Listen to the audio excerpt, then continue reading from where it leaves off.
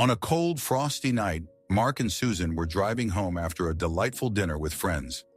As they traveled down a desolate stretch of highway, they noticed something unusual by the roadside. There, barely visible under the dim glow of the streetlights, was a shivering dog. Feeling a pang of sympathy for the creature, they decided to stop and help. Mark pulled the car over to the shoulder, and they both got out. Seeing the dog's trembling state, Mark quickly returned to the car to grab a blanket from the back seat. He gently wrapped the dog in the warm fabric to protect it from the biting cold and carried it back to the car.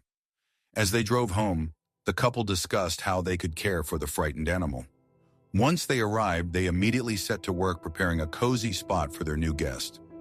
Mark poured fresh water into a bowl and set out some food they had in the pantry. The dog cautiously began to explore the house, moving slowly as it inspected each room. The next morning, they took the dog to the vet for a thorough checkup. The vet examined the dog carefully, looking for any signs of injury or illness. He informed them that the dog was generally healthy, but a bit undernourished. They checked for a microchip, hoping to find the owner, but there was none. It seemed the dog was astray. After much discussion, Mark and Susan decided to keep the dog. They named him Max, feeling it was a strong and fitting name for their new family member.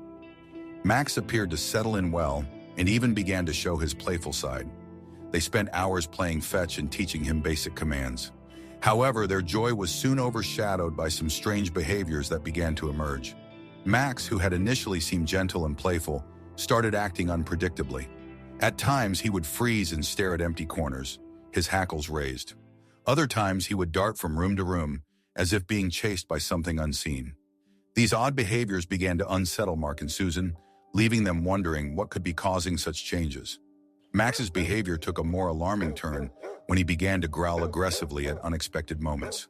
The gentle dog they had brought home was now startling them with his sudden fits of aggression.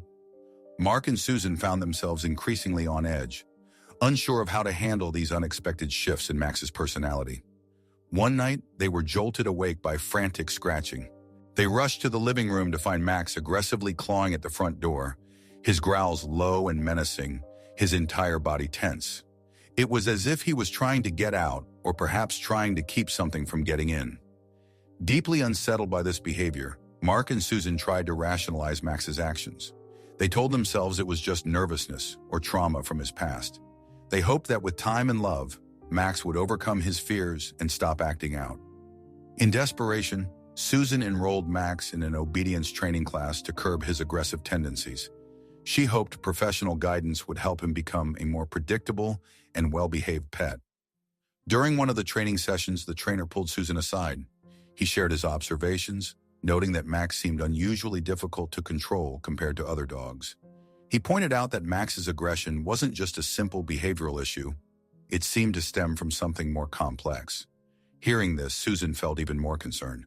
Despite their best efforts, Max's behaviors grew increasingly unpredictable. One moment he would be calm and affectionate. The next he would be snarling and aggressive. They began questioning whether adopting Max was the right decision. Mark decided to install a security camera in their living room to monitor Max's behavior while they were not home. Over the next few days, they reviewed the footage with dismay. They saw Max pacing back and forth, barking at empty spaces, and even growling at seemingly nothing.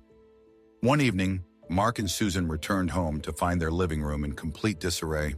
Couch cushions were torn, and wooden furniture had been clawed and chewed up. Determined to resolve the issue, they decided to give Max more attention and exercise. They took him on longer walks, played games to tire him out, and showered him with affection. Despite their best efforts, the incidents continued. Max's unsettling behavior extended to anyone who visited their home. He began growling at guests, creating an uncomfortable atmosphere during their gatherings. In a bid to find answers, Mark and Susan took Max to another veterinarian for a more thorough evaluation. After a careful examination, the vet hinted at the possibility that Max might be experiencing trauma from his past. Hearing this, Mark and Susan felt a mix of sadness and frustration. Determined to uncover Max's history, Mark decided to conduct some research on his own. Susan chose to post flyers and social media messages asking if anyone recognized Max. She included pictures and a detailed description, hoping someone might come forward with information. A few days later, they received an anonymous tip that darkened their hopes. The tip suggested that the dog could have been part of a clandestine operation. Shocked by the tip, Mark and Susan began to piece together the unsettling truth about Max.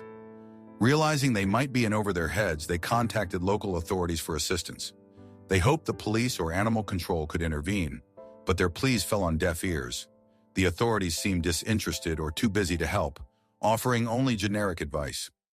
One morning, they discovered strange markings near their windows and doors. The markings resembled symbols or messages, something they couldn't interpret but found deeply unsettling. It was as though someone had been lurking outside, leaving cryptic signs behind. This new development only added to their fear and confusion. Susan began to fear that keeping Max might have put them in danger. Despite her growing fears, Mark insisted on keeping Max until they could learn more about his origins. As the days passed, Max became increasingly aggressive and difficult to handle. Even simple tasks like feeding him or taking him for a walk turned into challenges. One afternoon, a stranger lingered outside their home, making them both uneasy. The man seemed to be observing their house, possibly even casing it. Mark approached him, but the stranger quickly walked away without saying a word. The unsettling encounter left both Mark and Susan even more paranoid. Their once cozy home had become a place of perpetual fear. They found it challenging to talk to friends or family about their troubles, fearing they wouldn't understand or believe their unbelievable situation. Max's health began to deteriorate, adding another layer of worry for Mark and Susan. One night, Mark received a mysterious phone call. The voice on the other end was unrecognizable, but the message was chillingly clear. They needed to get rid of Max. The caller warned them of grave consequences if they chose to keep him. Mark's blood ran cold as he listened, realizing this situation was far more dangerous than they had initially thought. They debated their options endlessly, but found no clear solution. They feared that giving Max away might not end their troubles, and they couldn't bear the thought of abandoning him in his condition. Desperation led Susan to consider taking Max to a shelter. It was a heart-wrenching decision, and they felt paralyzed by uncertainty. Out of the blue, they received another anonymous tip that led them to believe Max had been part of an underground operation. This revelation was both disturbing and enlightening. It explained his aggressive behavior and health issues. Mark and Susan were horrified at the thought of Max being subjected to such cruelty. They realized they were entangled in a situation far more sinister than they had ever imagined. The tip about the operation made them see Max in a new light. They realized his aggression might have been trained in him through mistreatment. Desperate for guidance, Mark and Susan contacted an animal rights organization. They explained Max's situation and the disturbing discoveries they had made. The organization agreed to help, offering advice and resources. It was a small glimmer of hope in their otherwise bleak situation. The animal rights organization advised them to stay low and limit communication regarding Max. They explained that the people involved in illegal operations could be extremely dangerous and unpredictable. One morning, Mark and Susan were shocked to find an anonymous note in their mailbox. The note was chilling, threatening harm if they didn't comply with unspecified demands. Fearful for their safety and desperate for answers, they decided they needed to confront the people behind the operation. They debated whether to go to the police or take matters into their own hands. Ultimately, they felt the authorities had been too slow and they needed immediate action. To gather more information, they decided to meet the tipster who had contacted them before. The person agreed to meet but demanded anonymity and extreme caution. Arrangements were made to meet at a secluded location under the cover of darkness. At the meeting, the tipster revealed alarming facts. The individuals involved in the operation were not only dangerous, but also well-connected. Mark and Susan realized the risk to their lives had grown exponentially. Yet the clarity of knowing what they were up against provided a grim sense of direction. As the days passed, the intensity of the threat became more tangible. Strange vehicles started appearing near their house, and unfamiliar people seemed to be watching their movements. Mark decided to bolster their home security. He installed additional cameras around the perimeter of their house and set up a panic system that would alert authorities immediately. While dealing with external threats, Max's behavior took a turn for the worse. They considered sedation or finding a specialist, but those options were temporary solutions to a problem that seemed to grow each day. On a freezing night, Mark and Susan's worst fears materialized. An intruder broke into their home, shattering the fragile sense of security they had left. In the chaos, Max viciously attacked the intruder, his growls and barks echoing through the cold air. By the time Mark and Susan reached Max, the intruder had been driven off, wounded. They were left shaken, realizing the very real dangers now facing them. Frightened by the break-in, Mark rushed to send the footage of the intruder and Max's attack to the authorities. They were finally being heard, and the authorities were now fully on their side. Undercover agents began to infiltrate the network, gathering substantial evidence to bring those involved to justice. Amid the police investigation, Max's original owners tried to reclaim him illegally through legal loopholes. They presented fraudulent documents and attempted to manipulate the legal system to get Max back. Mark and Susan were furious and terrified. They knew Max was safer with them. Their determination to protect him solidified.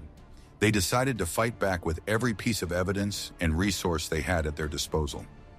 With the capture of his abusers, Max's behavior began to change noticeably. He seemed less aggressive and more at ease.